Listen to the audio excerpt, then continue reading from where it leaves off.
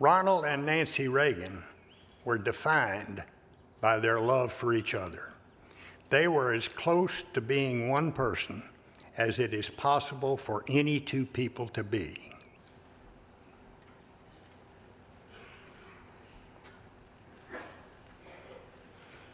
What I so admired about Nancy was that ability to do just that. She knew how to protect her husband and her president, but also her own place, to stand her ground, and once it had been resolved, to move on.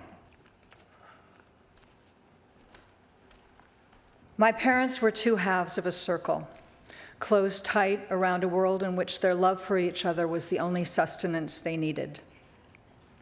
While they might venture out and include others in their orbit, no one truly crossed the boundary into the space they held as theirs.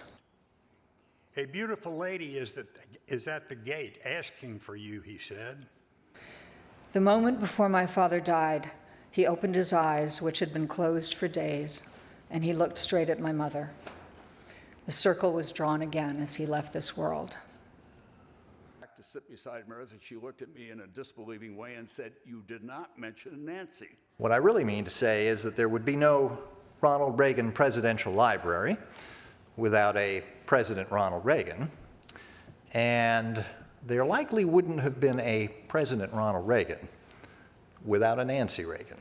As a comedian, she didn't know who to call. Who do you call to pull strings like this? Her absolute belief in him gave him that chutzpah to run for office. I don't know that he would have done it otherwise. My mother provided the encouragement he needed.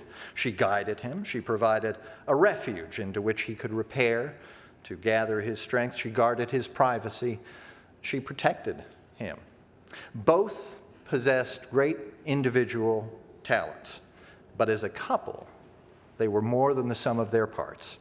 And it would be a mistake, by the way, to consider her as somehow subordinate to him just because he was the one usually taking center stage. They were co-equals. They complemented one another.